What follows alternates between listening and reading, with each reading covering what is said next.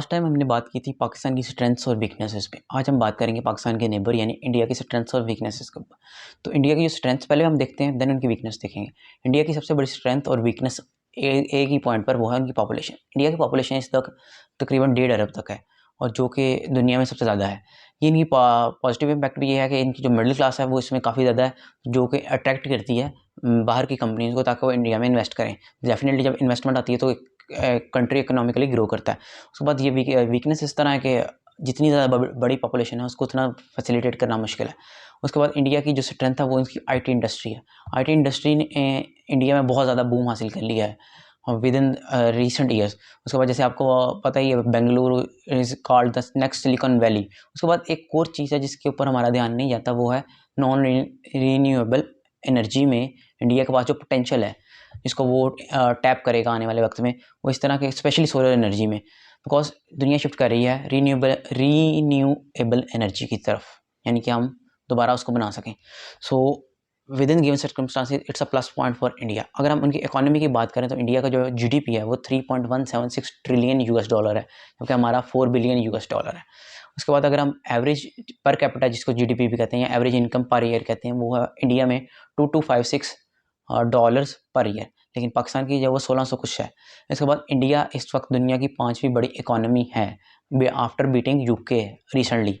सो UK जिसने 150 साल तकरीबन इंडिया के ऊपर हुकूमत की, इंडिया ने अब उसको इकोनॉमी में बीट कर दिया है। सो इसके बाद ये इनकी इकोनॉमी की। अब अगर हम मिलिट्री के प्लस पॉइंट्स की बात करें तो मिलिट्री पर्सोनल्स का करने, यानी कि मिलिट्री में कितने बंदे हैं, तो वो 14.5 लाख है, जो पाकिस्तान के डबल से भी ज़्यादा है। पाकिस्तान में 6.5 लाख के करीब है।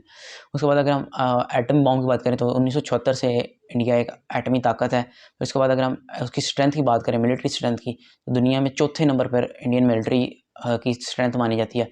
इसके बाद इंडिया जो अपना बजट है मिलिट्री का, उसका 76 बिलियन यूएस डॉलर तक है, जो दुनिया में तीसरे नंबर पर है आफ्टर चाइना एंड यूएस, और जीडीपी का उनका 2% बनता है।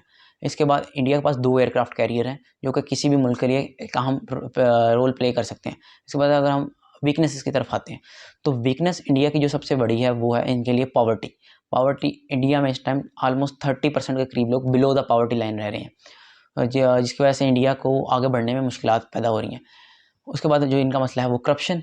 करप्शन के बाद इनका लैक ऑफ इंफ्रास्ट्रक्चर, फिर इसका है अनइक्वल डिस्ट्रीब्यूशन ऑफ वेल्थ। बाकी इस दुनिया में भी है, इंडिया में थोड़ा ज़्यादा है। फिर इसके बाद इनका मसला है जो अपने नेबर्स के साथ। नेबर्स अगर देखें तो हम वेस्ट में इंडिया के लिखता है पाकिस्तान, पाकिस्तान के साथ डिस्प्यूट्स हैं काफ़ी जगह पे। फिर ऊपर नॉर्थ में है चाइना, चाइना के साथ भी इंडिया की डिस्प्यूट्स काफ़ी हैं। सो ये जो डिस्प्यूट्स हैं नेबर्स के साथ, ये हिंडर करती हैं इंडिया का कि वो उन्होंने ज्वाइन करना है यूएन की सिक्योरिटी काउंसिल को, यानी सलामती काउंसिल, और न्यूक्लियर सप्लायर्स ग्रुप एनएसजी को।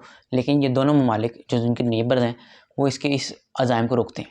सो these are the strengths and weaknesses of India. अब ये है कि India is the reality of South Asia, और वो ये है कि वो एक रीजनल पावर बन चुकी है with its soft power and economic might.